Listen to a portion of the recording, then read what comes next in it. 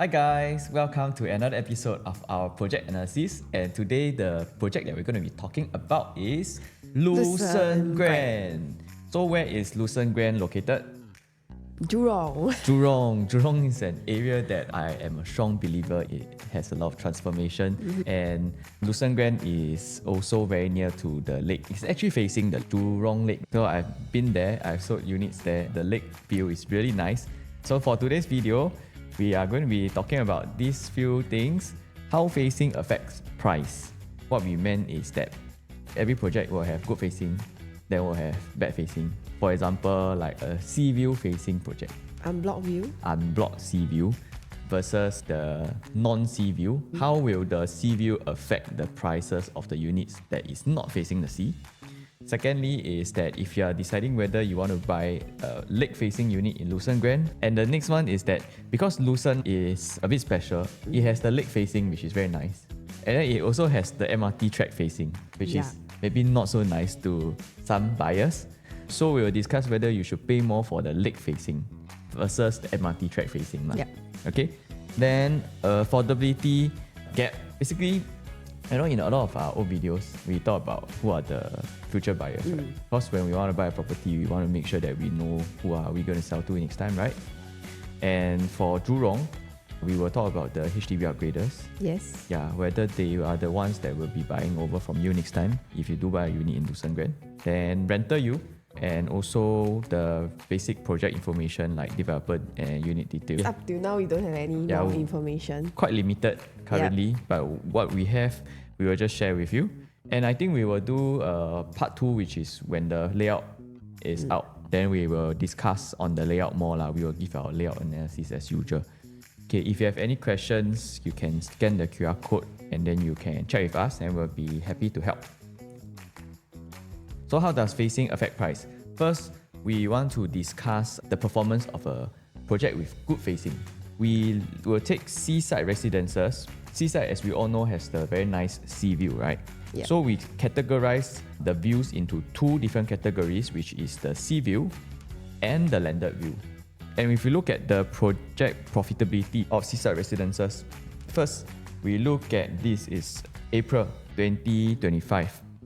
So this is the sea-facing unit, which transacted at 2,520. Then subsequently in July, non-sea-facing unit transacted at 2,004 PSF. Then in September 2025 also, this sea-facing unit set a new record price at 2,006. Then subsequently, this non-sea-facing unit also followed. Then the price went up to 2,005. So when the sea-facing unit was selling at 2,005, the non-sea-facing 2,004. Then because they already set at 2,005, then the only way is up. So when the sea-facing unit transacted at 2,006, what happened to the non-sea-facing unit? It followed and it reaches 2,005, which is the previous price of the sea-facing unit. So what I'm trying to say here is that good facing always set new price benchmark and influence the non-good facing prices to follow.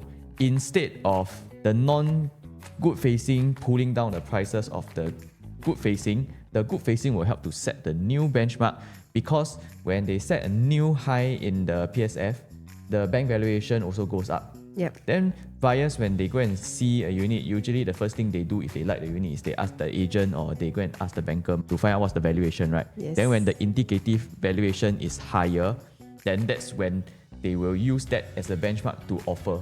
And that is why whenever there's a new benchmark set by the sea-facing unit, the non-sea-facing also stand to benefit from this. And then how we link this back to Lucerne is that same thing, Lucerne also got the good facing and the non-good facing. So later on we will touch more on that. But let us show you another example also. This one is Penrose. So this one, instead of the very good facing like sea facing, right? This one is just basically the difference between the PIE facing versus the minor road facing. So for this project, they don't have the super good facing, right? And let us take a look at what happened. So for this, we use this 3-bedroom compact in Penrose. We use stack 2, stack 11, and this stack 29. So basically here is facing the expressway, which is quite noisy. Yeah, actually I went there and viewed before, quite noisy. And that's why for Penrose and the project beside, which is Sims Urban Oasis, they actually built the multi-story car park, so that the setback from the highway is further to the units. And it's quite noisy lah, right? That's why we put this in red, because this is the less preferred facing. Okay, so if you look at this, first thing we want to highlight is all make good profits lah. Yeah. Okay. Actually, 600 plus is really quite high. Yeah, and it's only in a short period of time. About 5 years. Yup. So if you look at this inside facing, the first one sold in April 2025. They sold at 2002 PSF. Then in June 2025, this is the PRE facing. They sold at 2001 and 2090 respectively. So when this one set the benchmark, this one follow closely. Yes. Then in July, PRE facing also hit 2001. Then in January 2026, which is 1 year later, PRE facing also hit 2002. So this transaction for the inside facing actually helped to push up the prices for the non-inside facing. Just now I mentioned, the units that have the better facing will always help to push up the prices instead of the bad facing pulling down the prices. So what I'm trying to say is that for Lucerne, right, because they have the lake facing, which is very nice lake view, right? In the future, the lake facing units are going to help to push the prices of the non-lake facing, which is the pool facing and the MRT facing. So for Lucerne Grand, you don't have to worry that the MRT facing will pull down the prices of the whole project, because it is the opposite. The good facing units will help to set new benchmark in terms of prices, and then help to push the prices of the other facing up as well. So next, we go to the Jurong area. Now we're going to discuss whether you should buy the lake facing or the MRT facing. Okay, we are going to use this example at lakefront. It's just beside Lucerne Grand, and it's also very close to the MRT station. But they also have the same kind of facing we are talking about. We have our Jurong Lake facing, which is here. And then behind is the MRT facing. The MRT is over here. Yeah, so there's another facing which is block 48 that is blocked by Caspian. Over here. Yeah, so now we have like good facing, not good facing, and a normal facing. This will have a lot of facing lah, because basically they built it as square, right? So how to choose? Yeah, very hard to choose, right? Yeah. So basically, we went in to compare the price of the non-MRT facing and the lake facing. So we split into two categories, MRT facing versus lake facing. We look at this 2-bedroom, owner bought at 807K. This is MRT facing. Then at the same time, this owner bought the lake facing at 825K. So the difference when they bought was 18,000. Then they sold at around the same time as well. The lake facing actually sold for 50,000 more. We can see from here is that when they buy, the lake facing owner pay 18,000 more. Then when they sell, he actually got 50,000 higher than the non-lake facing, which is the MRT facing. So are you saying that if the price is not so far apart, you can consider also? Yes.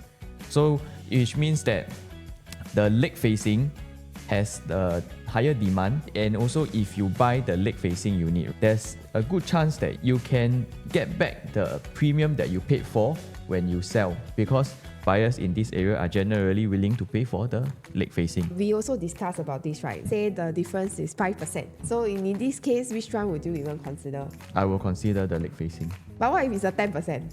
If it's 10%, then I will take the non-MRT facing. Yeah, because I think the gap is too much already. Yeah, so maybe for us, I think not more than 5%. That is something that we'll look at if, let's say, we want the lake facing, right? Yeah, the premium has to be less than 5%. Then for 3-bedroom, we have another example. This owner here bought MRT facing at 1.035. This lake facing owner bought at 1.068. The difference that the lake facing owner paid more is 33,000. And when they sold the place, they got back 40,000 higher than the non-MRT facing. So they still cover lah, but not as much as the 2-bedroom. For this case, because it's a 3-bedroom, one thing is most likely 3-bedroom you buy for own stay. When you sell, you don't get much higher than the difference that you paid, the premium. But the thing is that you still enjoy the view lah. Correct? Better than you enjoy the MRT noise, right? And what we want to conclude from this is that we cannot guarantee you buy the lake facing, you will earn how much more, or definitely you will earn more than the non-MRT facing. But the thing is that there's a high chance that you will be able to cover the difference in the premium that you paid when you buy. And the thing is that the lake-facing units will definitely be easier to sell. Yes, I agree. So when you are choosing a unit in Lucerne, I think that to sum it up, if the premium is less than 5%, I think it's a no-brainer lah. You can just go for the lake-facing. If the premium is much higher, then you can consider going for the MRT facing. But if you are buying for own stay, then you can buy the lake facing even if the premium is slightly higher because you are going to be staying there and it's going to be easier for you to sell next time. If not, you're going to suffer and listen to the MRT track noise for maybe the next 5 years. Yeah. So that is our conclusion. Okay. Next, affordability gap. So basically, we went in to see the HDBs around the area, whether if they can afford to buy Lucerne itself. So do you think that HDB's owners are in that area able to purchase Lucerne? Okay. So for our other videos, we'll always talk about HDB upgraders being the main bulk of the buyers, right? Like Nara, like maybe even Tampines, all this, right? But if I look at the prices of the HDB over here, like this 4-room and 5-room HDB, their average price is about 667,000. Yes. And let's say they bought it at maybe 300k, for example.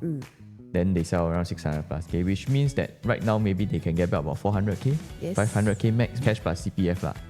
And if you were to buy a 3-bedroom in Lucerne at let's say 2.1, your down payment needed is about 500 plus to 600k, all in plus stamp duty, which means that there is about 100,000 gap, which also means that can they upgrade? Can. But will they choose this area to upgrade is the first question, because they have to top up cash. Whereas if they go to other areas, they might not need to top up. Example where? Like if they go to Bukit Panjang area, they go to Hillview area. Yeah, I think that will be more decent for them if they do not want to top up any cash from their pocket, right? Yeah. So for this area, I think that there is this affordability gap. Yeah, but I feel so far in Jurong, the profiles of the buyers are a bit different from wherever areas that we are looking at. Like we talk about Tampines, and Tampines usually is the upgraders from Tampines, but Jurong a bit different. Yeah. The Jurong area, the buyers actually come from the other locations. Yeah, that's funny, right?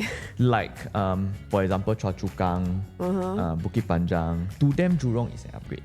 Yeah, Jurong is like a better location. Yeah, but not only that, I do see from other areas because of rental yield, whichever, or maybe because of the transformation.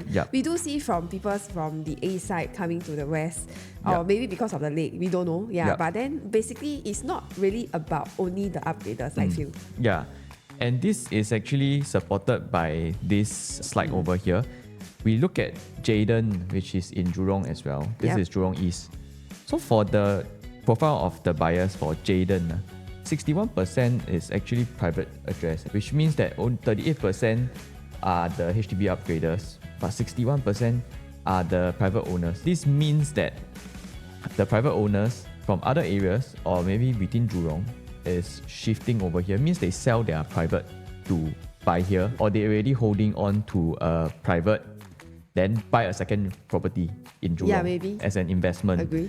But if you look at Lake Garden, same thing. For Lake Garden, 47% HDB upgraders, 52% from private. Still private, yes. Yeah, which is very rare because a lot of the projects that we see nowadays, the HDB upgraders are the majority. Especially in this kind of areas. Like OCR areas. Yes, OCR areas. Usually it's this way. Jurong is a little bit different. We can conclude that the buyers for Lucerne Grand will not only be HDB upgraders. There will be HDB upgraders as well who can afford to pay the gap. But there will be a lot of buyers that will come from the other areas to maybe upgrade the address, Jurong, because Jurong has such a huge transformation. And for Jurong, the lakeside is going through, they have already gone through a rejuvenation. In a way, if you have time, you go down and see, you go to the park, the lakeside, it is super nice. Yeah, even when we go to the units over there, then we look at the view from there, And it's not directly facing the lake. It's quite far from the lake. We can really see the very nice view. Yes. And for this, see the highest quantum 4.38 million, highest quantum 3.6 million. And just now when I talked about the 3-bedroom, I said what 2.1, 2.2 get, right? I think not so much of an issue over here because highest quantum purchase Jayden already 3.6, this one already 4.3. So when you buy Lucerne, your future buyers are likely going to be private owners, not just HDB upgraders. And these private owners can afford to buy the prices that you want to sell in the resale. For example, you buy 2.3, you want to sell at 2.7, 2.8, they will be able to afford to pay these prices. So next, we also want to talk about the rental in this area. So we have pulled out the details on Lake Grande. If you can see Lake Grande, which is the youngest in the area. Jurong area. In Jurong the area. Lakeside area. Yeah, Lakeside area. Yeah. So for this, right, you can see our rental is about 6,000 to all the way to 6,007. So very strong rental demand in this area for 3-bedroom. We also went to calculate Lucerne Grand. 3-bedder, let's say at 2.2 million, right? Rental about maybe 6,005 because it's a even younger unit.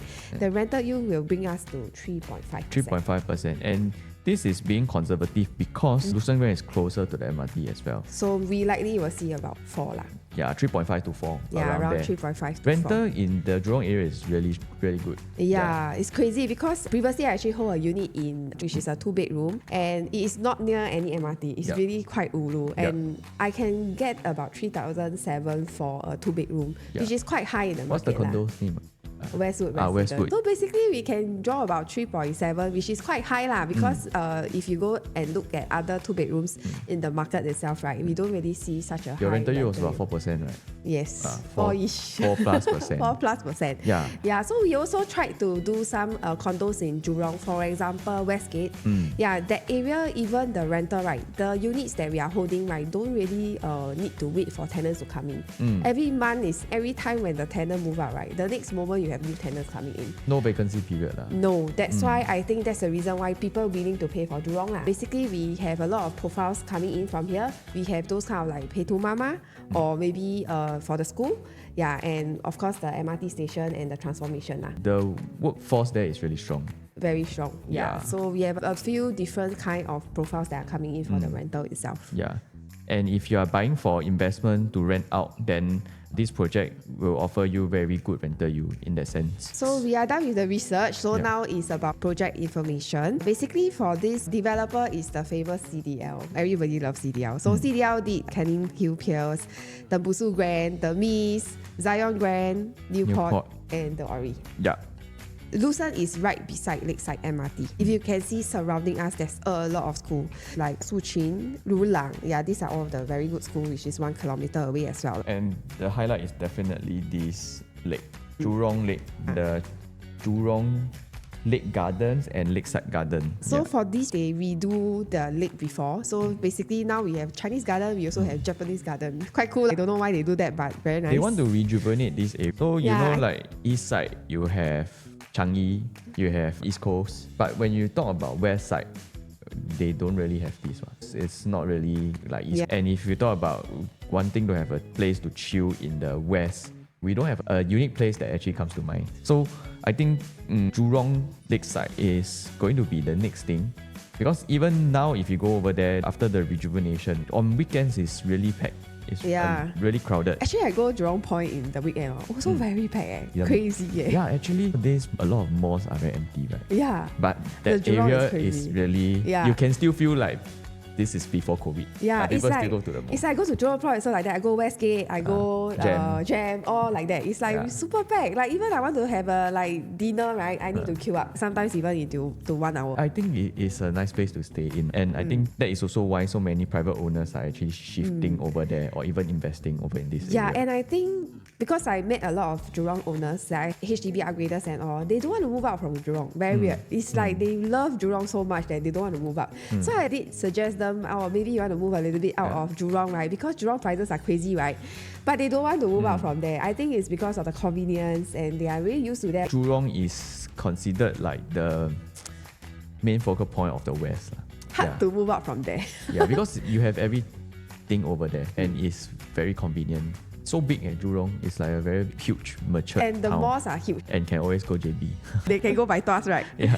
Yeah, okay, so we also want to talk a little bit about the transformation. So Jay has been highlighting about the Jurong Lake District. These are the areas that we are looking at. Okay, so why Jurong District is so popular or it matters? Because this is like the Singapore next CBD area, second CBD area. Yeah. So the government is actually looking to create more jobs closer to home from the west. We also have Jurong Gateway going on, which is our commercial heart of the district area. We have offices, retails, business spaces at that area as well. And then, of course, the Jurong line, we have JRL line as well. Yeah. And government land sale, we have multiple of government land sales have already released around Jurong Lake District. So we have more new residence launches coming up. Which is good because when you have more residential land that's being awarded at higher prices, it will continue to help to push the prices of existing properties over there as well. The amenities we mentioned, which is we have Westgate, GEM, IMM, and Jurong Point. These are all very big malls. And the schools also, Suqin, Rulang, it's not very easy to get in. You have to be either 1 kilometer away or you have to be Alam. So Suqin is quite not bad. Rulang also. Yeah, then we have Lakeside and Boon Lay Garden. And this is the site plan that is not confirmed yet. And this is the units that will be facing the lake. And then I think over here there is a plot next time. Yes. So for these units over here, they won't be blocked. But if you are talking about these stacks over here, next time potentially it could be blocked by this upcoming project. So the layout is roughly about lakefront lah. Looks like lakefront because they also have the okay, the not okay, and the super good view layouts. When more information is released, then we will go through the site plan, then we will also discuss which units you can buy, all these things. So for today, this is what we have for you, and if you have any questions, you can contact us. If you like our content, please help to subscribe, share and like. Yes, and this is our QR code. That's all for today. So goodbye. Bye. Bye.